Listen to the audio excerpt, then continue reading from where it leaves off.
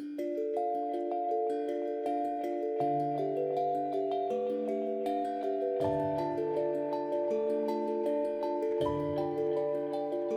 neurodiverging friends, and welcome to the Neurodiverging Podcast. My name is Danielle Sullivan. I am your host. I am a certified life coach, positive psychology coach, transformation coach, emotional intelligence coach. I may have taken lots of classes, and I am an autistic parent of 2 neurodivergent children living in Colorado, and I'm very happy you're here. Thanks for tuning in. Today, we have an excellent guest. Her name is Danielle Winton. She has a business degree with a concentration in international and managerial business. And upon graduating, she worked abroad in Taiwan and earned a teaching English as a foreign language certificate. She taught for over 10 years and later started teaching for the Asian Affairs Center at the University of Missouri. She received a credential from the Association for College and University Educators in Effective College Instruction, and then founded the company Memory Strategies in 2018, with a focus on how to help students and professionals learn effective and efficient techniques for studying, learning, remembering, focus, and productivity. I'm really excited to talk to Danielle today because, as you heard, she teaches memory skills. And we're going to talk a little bit about this in the podcast, but executive function includes working memory, which I'll describe in a bit. And a lot of those skills can be lacking or not very strong, at least in neurodivergent people. I don't mean lacking as in a bad way. I say it for myself too. We have strengths and we have weaknesses, and that's like a normal human thing, right? So we're allowed to have both. But working memory can be one of the weaknesses in a neurodivergent profile. And so Danielle is here to teach us how memory works, what kinds of memory there are, and what are some tricks or hacks or helpers to increase our focus and our memory and our learning with data. So I'm really excited to talk to her today, and I think you'll learn a lot in this podcast. Before we dive into the interview, the general spiel, which I'm sure you're sick of hearing, but I got to say it in case you're new, and if you're new, welcome. If you're new, please go check out the website at neurodiverging.com. There we have full transcriptions of all of the podcasts. We're over 50 now. We have articles written by various neurodivergent people and authors, and we have free or low-cost educational events that we run every month, including webinars, peer support groups, all sorts of things. So just go to the website, neurodiverging.com, and check that out. I also will say thank you, as always, so much to my patrons who support this podcast and keep us running. We would not be able to do it without patron funds. It costs a lot to run a website and a podcast and all these things. It's just really appreciated that I'm able to do this and able to get these resources out to folks for free because of my patrons.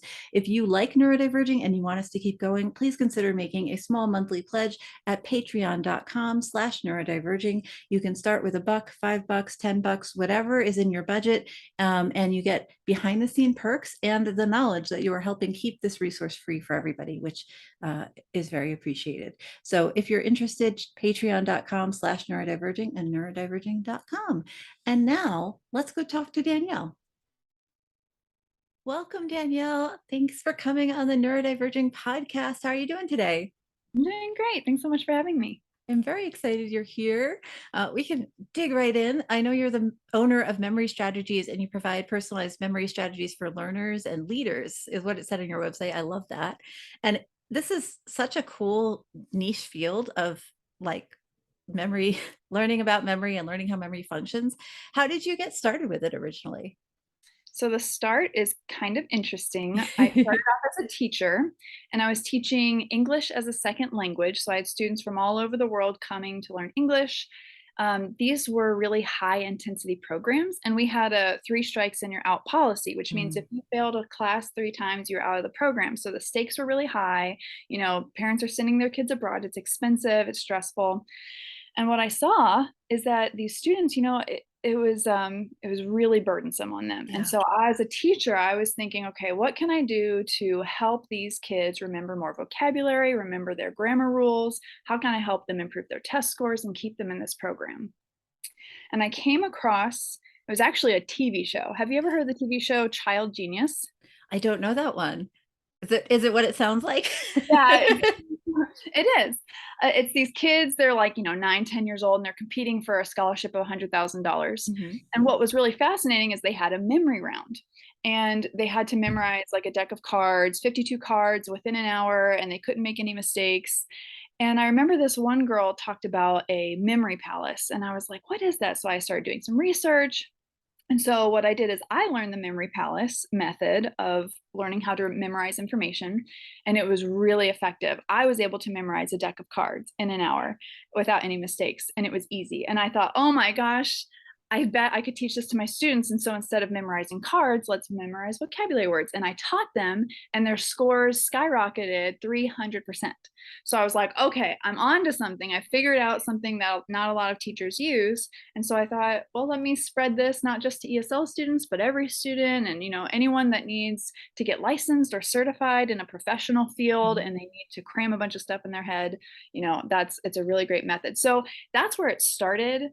And that's why it's called memory strategies, but it's really grown into how to learn, how to remember, how to study, how to recall, how to really engage with material. And so it's sort of turned more into like study skills, but memory is kind of like that core element that when you can remember information, then things become so much more limitless. You can build on what you already know. That's what it is you're connecting old information to new information. And the more information you have, the more connections you can make. So that's what's so fascinating about it. That's really cool. And yeah, not only the connections, but the way you manipulate information, right, is so affected by memory. I'm somebody with very good, and I don't know the terminology for memory, so you can add some in if you like, but I have very good like long-term memory, memory of experience, memory of sensory input. I have very poor working memory. And so I'm one of those people who can walk down a street that I haven't been to for 10 years and be like, that's the place with the really good cookies. But if you ask me like, where did somebody put the thing that I was just holding 2 minutes ago, that part of my memory is very poor. And so it's just, I think that a lot of, as somebody with executive dysfunction and a lot of listeners who are working with folks with executive dysfunction, I think that memory piece is so integral and so important. And it's just so interesting. So yeah, and I'm glad you mentioned that because there are so many. We hear short-term memory, long-term memory, working memory, implicit memory. We've got muscle memory, we've got semantic memory, we've got episodic memory. So like it's overwhelming, right? And so what I like to tell people is that, there's so many different types, quote unquote, of memory. And just because you are maybe bad at one type of memory doesn't mean you're bad at another. So you mentioned like that place down the street has really good donuts, right? That information is processed differently than having to like study for the ACT. And so you can learn techniques to improve your semantic memory, which is that how to take a test, how to, dates and processes and orders and facts. That information you can learn how to remember. So it's a skill. Memory is a skill. You just have to practice it. Yeah. Which is, I really appreciate you bringing that up because I think a lot of folks, especially those of us who are dealing with ADHD or autism, and there's this framing of it's a medical issue and therefore you're fixed, right? There's not a lot of growth. These traits are just the way they are. And, as a coach, that's something that we push back against a lot, right? There is growth potential and there's ways to change. And it's really fantastic to hear that memory is an area for growth too, that we can adapt and adjust our techniques and our approaches to build that skill. So that's really exciting. What's even more fascinating is that there are tons of people, and especially in the memory world, who were dyslexic, that had ADHD, and they started learning these memory techniques, and they could do things that people just didn't even know were possible. So let me give you an example. There is a world record right now for number of digits of pi memorized. So pi is that random number. There's no pattern or sequence to that number. So it's just rote memory or quote, rote memory. Can you guess the world record for number of digits of pi memorized? I feel like if people are out there memorizing decks of cards in an hour, it's probably several hundred digits, right? But I have no idea. Okay, so several hundred. It's actually 70,000 digits. Wow. So imagine like people for fun. I guess if you have time, if you're spending your day there, I can see you getting that. Yes. But the point is that these people, or at least very few of these people are born with this Einstein-like memory. It's a skill, it's a type of technique and method and discipline that they've put into place so that they can remember this arbitrary information. And that's what learning is. Learning is you have something new that you have never seen before, and you have to figure out, how do I understand this piece of information? I have to use what's already in my brain to make those connections. That's what learning is, connecting old to new. And so, anyways, so it's just fascinating that, people with, either learning disabilities or any other sort of like brain functioning that's different, neurodivergent, that it's a skill that can be learned and people can be really successful despite these learning disabilities. That's so excellent. So what are some of the, you're not going to give away all your trade secrets, obviously, but are there some basic things that folks who are listening can do or try or teach their students that we can do to be improving our memories? Like, are there everyday things that you'd suggest working on? Yes, I've got a few, and I would say the one that I love to share is simply closing your eyes. There was a study done, and they said that people who closed their eyes when they were trying to remember something were able to recall 23% more. So what that does is, when you're closing your eyes, you're temporarily banning input coming in. So it's basically a focus technique and not so much a memory technique, but that's a really quick and easy thing anyone can do. Another thing that I love talking about is getting organized so that you don't have to remember everything. Like, sometimes we think, I can't remember, but we have so many tools available to us, so much technology, so many systems we can put into place, so that way we aren't burdened down with, the day-to-day. And then we can kind of save our brain power for the more important things. We kind of talked about that before we got on the podcast. But throughout a day, we have, hundreds of thoughts that come in. And it's up to us to sort of, and our brain to sort out, like, okay, what's important? What do I need to remember? What do I not need to remember? So anything that you need to remember, you need to have a place for. So I'm sure throughout your day, you're like, I have to get my oil changed, and I have to put the laundry in, and I have this blog idea, and I found this little bit of research, but I have a link that's just in a document somewhere or bookmarked, and so the idea is, in order to remember more, you have to set up systems so that when that thought comes into your brain, it immediately has a single location where it goes. So it's not just like a junk drawer, like, I'm just going to deal with all of this later, because now you're dealing with the same issue twice because you're having to go back to it. So taking the time to set up the systems to put information in specific places is going to save everyone a lot of time and a lot of headache.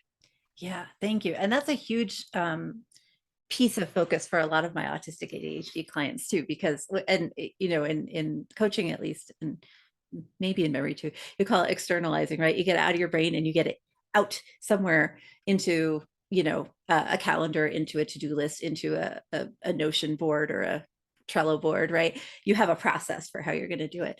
And sticking to that process, because a lot of people, absolutely, you put it in a couple different places, and then you've just created a new problem. So like being really diligent with yourself. Highly specific. Yeah. I'm with you there. That's really, and it does reduce so much of that cognitive load and clear so much more space for just thinking to work.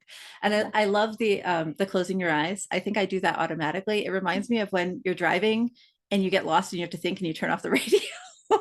Because it's like just reducing the load. I can't see. I don't know where the turn is. I'm going to turn off the noise, which doesn't make sense logically unless you're thinking about the sensory piece and the reducing input. So I love that you highlighted that, because it's so important. Yeah, that's fantastic. Thank you. And have you noticed, I know you work with a mix of different brains, and I know you work with ADHDers and dyslexics. Have you noticed any difference in how people are using memory or using memory techniques that's kind of related to brain? Like, do ADHDers tend to have different kinds of memories or different strengths than neurotypical people, or is it all mixed? I can just talk about my experience when I have worked with people with ADHD, and this isn't proven, this is just kind of what I've picked up. Yeah, your experience. It seems like a lot of people that are neurodivergent are actually really good at picking up these memory methods and techniques, because it allows for a little more of that creativity. So a lot of times our learning processes in a school setting or lecture or workplace, it's the boring video and you have to click through, and it's not very engaging. And so the memory techniques that I teach are highly engaging, and it uses a lot of creativity, a lot of imagination, a lot of sort of insanity and funniness, funny things.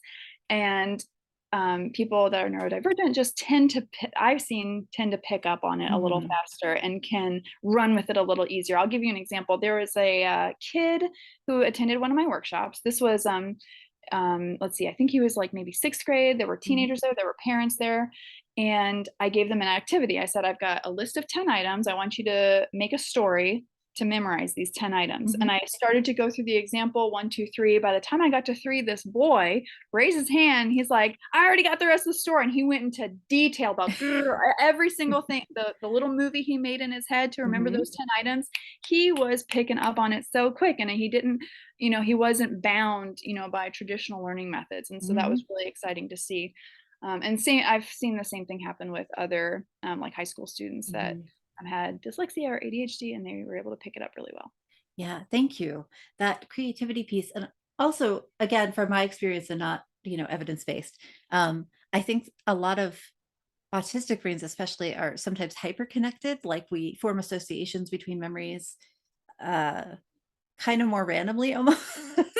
Again, from this brief conversation, that a lot of these memory techniques are based on forming links, forming connections, right? That's what you said, forming associations.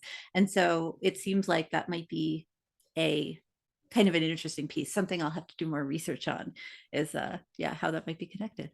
So here's a phrase I really like to tell people: the brain remembers the extraordinary, not the ordinary. So the more, when you make those connections and they quote unquote don't make sense, it's actually good, because what you're doing is you are purposely making something more memorable. Our brains are so tired of seeing boring information go in and out, and that's what we forget so easily. So the more jarring, the more obnoxious, the more bizarre, the more like random, the better. It's actually good for memory. You want that dopamine spike to help you get excited about it. Yeah, that makes a lot of sense. That's really cool. I wanted to ask you, are there any specific myths about how memory works that you would love to take this opportunity to correct or to talk about? Because I feel like there's a lot of ideas, for example, around studying, right? So there's a lot of ideas that I hear brought to me about how you should study. You sit down, you focus, you read, you do the multiple choice, you do the flashcards, whatever. And some of those are really effective for some brains, and some of them are highly just not effective or not a good usage of time. Are there any particular myths or misunderstandings that people come to you with in terms of memory that you think are worth adjusting or worth commenting on? Yeah. And I think the biggest myth is that memory is fixed at birth, or you're born, you have a good memory or a bad memory. It's, being able to learn techniques on how to use memory, because so often we just rely on like, oh, I can't remember, oh well, or darn it, and that's it, instead of like, okay, what can I do to be proactive? And so, we talk about memory myths, but it also we can't learn without memory. And so there's a lot of learning myths out there too. And the biggest one is the one about learning styles. So we've heard of the BARC method, which is visual, auditory, reading and writing, and kinesthetic. Yeah. The problem with this is that, this has actually been disproven like for over a decade. And what's unfortunate is that it's like one of the largest psychological myths in education to date. And there's like, literally type in Google like learning styles myth, and you will see hundreds of journal articles, peer reviewed, research backed journal articles that say like, this isn't actually the case.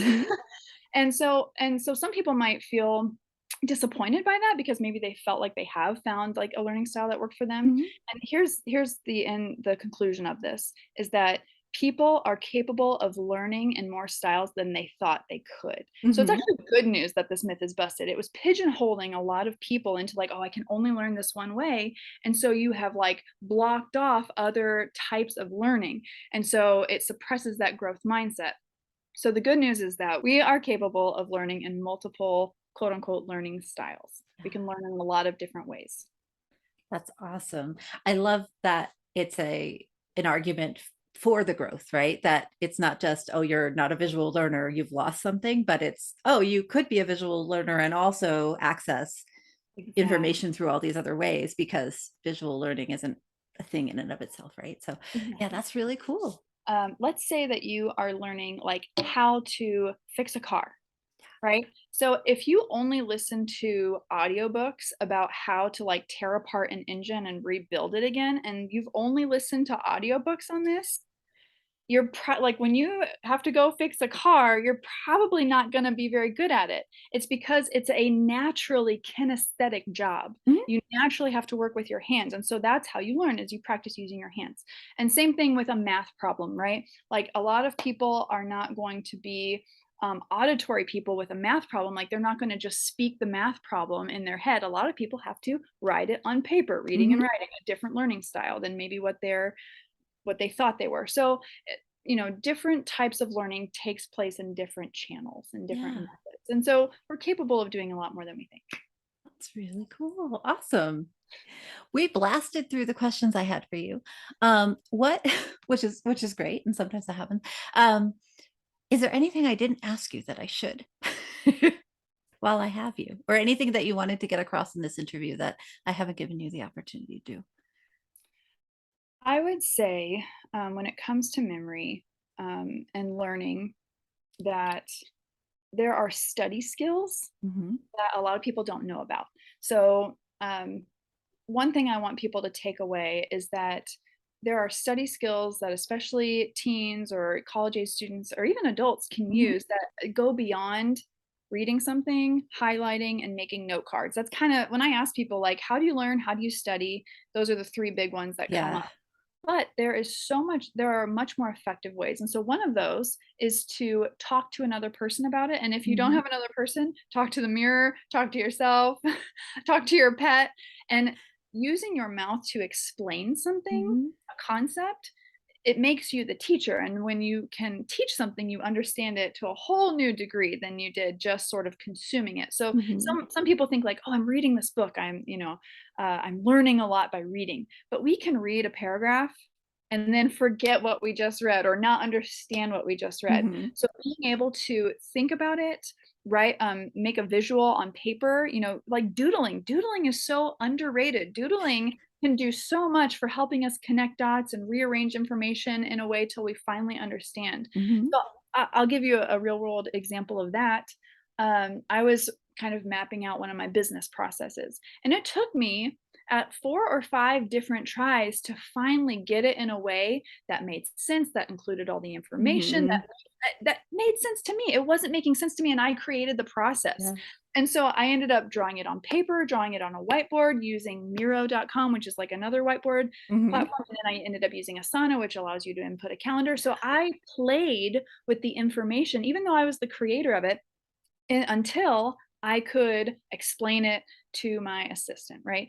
And so that's what we have to do with information and with learning to really understand something, is to play with it, get Hmm. dirty, try a bunch of different methods instead of just reread, reread, reread. I Hmm. don't get it. Oh, well. Yeah. Really put your hands in there and play with it. That's what I encourage people to do, and to be able to understand more of the world around them. Thank you so much. I really appreciate you being here today. Can Cool. you let folks know where can they find your blog and all the information about memory strategies? Yep. You can go to memorystrategy.com and you'll see the blog and you'll see all kinds of information there. That'll be really helpful. Awesome. And I'll put links in the show notes below, so please check them out. Thanks so much for being here today, Danielle. I really Yeah, appreciate it. This was thank you. awesome. I appreciate your time. Thank you so much for being here today with me on this episode of the Neurodiverging Podcast. I hope you learned as much as I did. If you're interested in seeing the full transcript, more information about Danielle, or anything else, please head to the website at neurodiverging.com. Links are also in the show notes below, and I encourage you to go to Danielle's website and look at all the free resources she has there, because some of them are amazing. I'll also just say, if you're interested in supporting this podcast and keeping us going for future episodes and future listeners, please check out the Patreon at patreon.com/neurodiverging. It is very appreciated. And please remember, we're all in this together. Thank you.